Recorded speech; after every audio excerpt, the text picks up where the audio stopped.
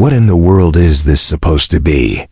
Sergeant Miller's voice, sharp and laced with the condescending authority of a man barely 25, cut through the morning air at the main gate of Andrews Air Force Base. He held the small laminated card between his thumb and forefinger, as if it were a piece of trash. "Sir, this looks like something you'd win out of a cereal box. It doesn't scan. It doesn't have a chip. Frankly, it expired before I was born."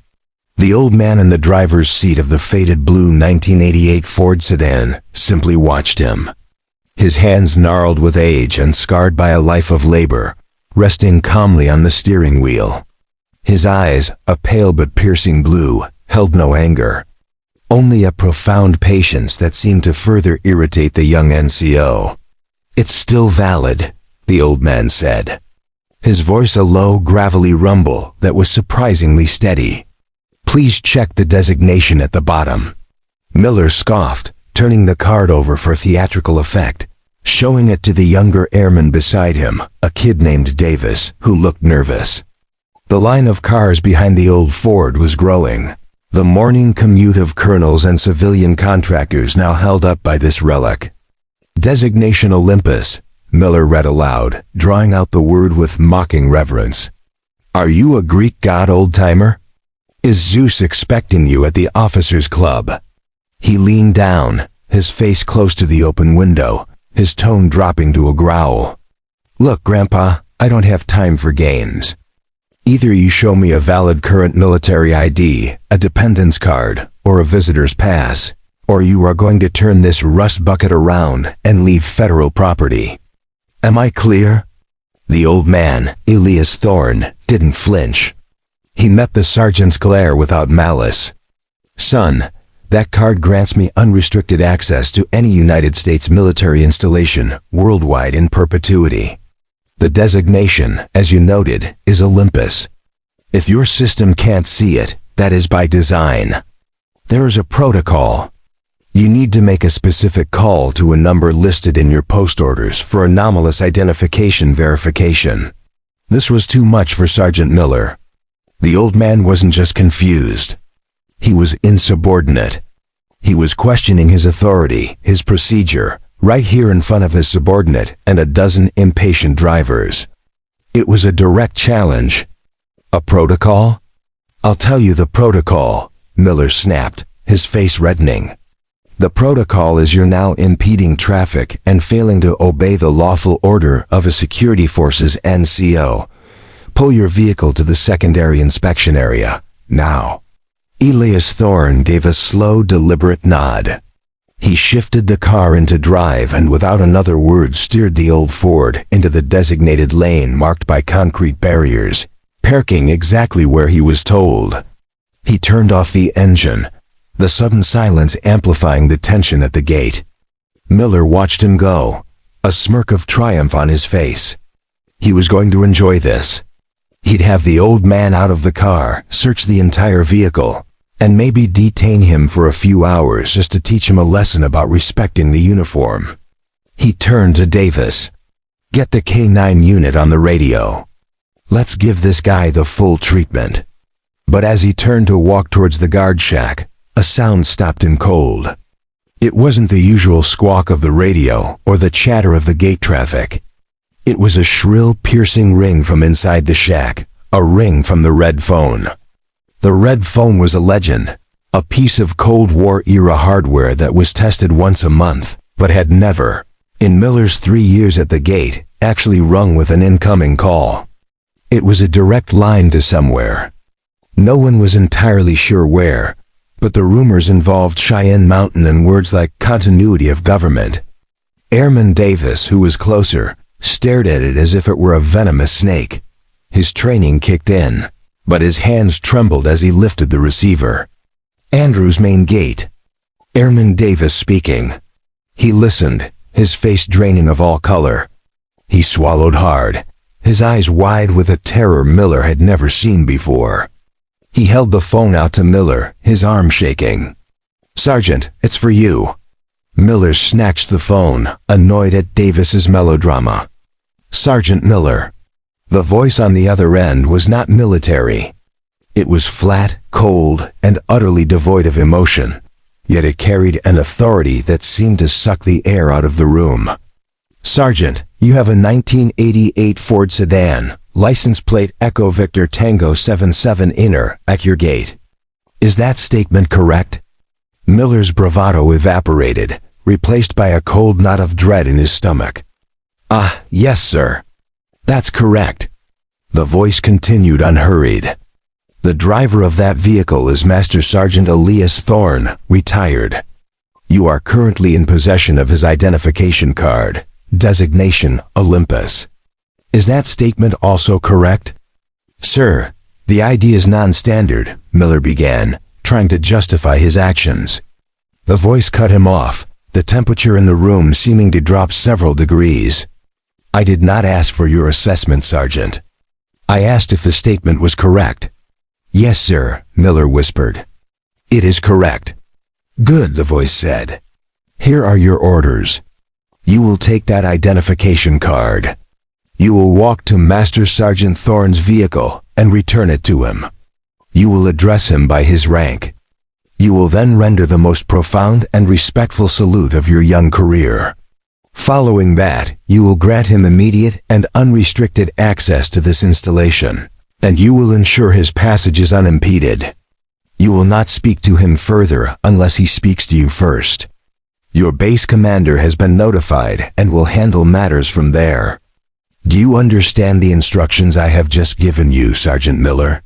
There was no room for argument, no room for anything but absolute, terrified compliance. "Crystal clear, sir," Miller managed to say. The line went dead. Miller stood there for a moment, the dead receiver in his hand, his mind reeling. "Master Sergeant, that old man." He looked at the laminated card on the counter. It no longer looked like a toy. It felt heavy, dangerous. He picked it up as if it might burn him. At that exact moment, across the base, 4-star General Davies was concluding a high-level video conference with the Joint Chiefs regarding budget allocations. He was mid-sentence when his aide, a normally unflappable major, burst into the office without knocking, his face pale and beaded with sweat. "General, forgive the intrusion, sir, but line 1. It's an unscheduled call from the night watch." General Davies felt a jolt of pure adrenaline. The Night Watch was a code name he hadn't heard spoken aloud in a decade. It was a ghost entity, a clandestine organization that operated in the deepest shadows of national security, answering only to a select anonymous council with direct presidential oversight. They didn't make calls. They issued decrees. He curtly ended his video conference and picked up the secure line, his knuckles white. "This is Davies." The same cold, emotionless voice that had just spoken to Sergeant Miller filled his ear. "General Davies, do you know the name Master Sergeant Elias Thorne?" The general's mind, a steel trap of military history and personnel files, spun through decades of data.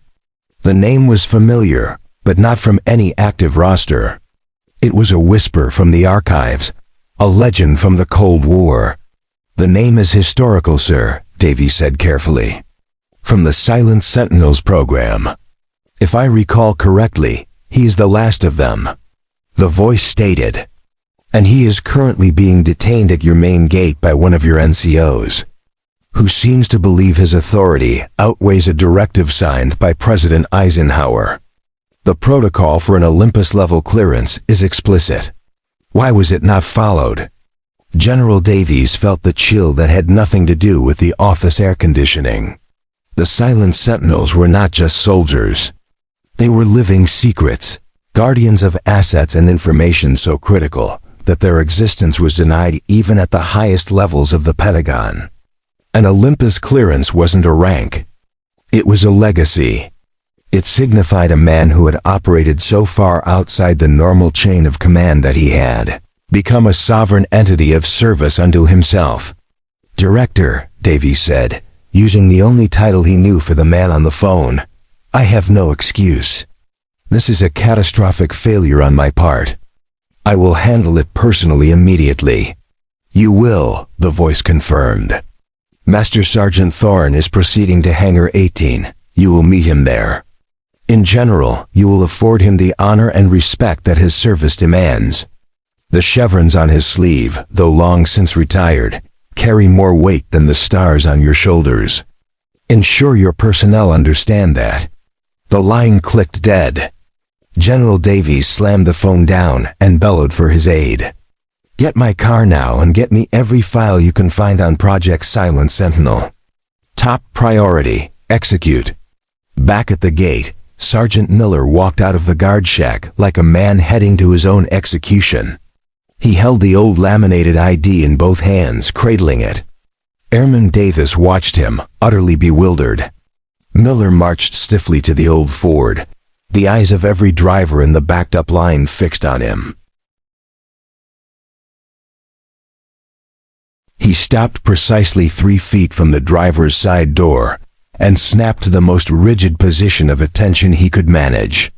His voice, when it came out, was tight with fear and a dawning, terrifying sense of awe. Master Sergeant Thorne, Elias Thorne, looked up at him, his expression unchanged. He simply waited. Miller took a deep breath, raised his right hand in a salute so sharp, so precise, it was a work of art born from pure panic. His arm trembled with the strain. "Master Sergeant," he said, his voice cracking, "on behalf of the United States Air Force and the 316th Security Forces Group, I offer you my most sincere and profound apologies for the delay. Your identification, sir." He extended the card with both hands, a gesture of offering. Thorne took the card and slid it back into a worn leather wallet. "It's a new world, Sergeant. People forget the old ways." "Thank you." Miller held his salute, his arm aching, his pride shattered. "You have unrestricted access, Master Sergeant. Please proceed at your leisure. We will clear a path for you." Thorne started the car's engine. As the old Ford rumbled past the gate, every security forces member present, including Miller, held their salute until the car was out of sight. The moment the taillights vanished, 2 black SUVs with official government plates came screeching to a halt beside the guard shack. The base command chief, Master Sergeant, a man whose scowl could curdle milk, burst out of the lead vehicle. He stormed up to Miller, who was just lowering his arm. "Sergeant Miller," the chief roared, his voice echoing off the concrete, "what in the name of God did you do?" Miller could only stand there speechless as the weight of his monumental error began to crush him. Meanwhile, General Davies was in the back of his staff car, rocketing across the base. On the encrypted tablet in his hands, files that were classified above top secret were slowly decrypting.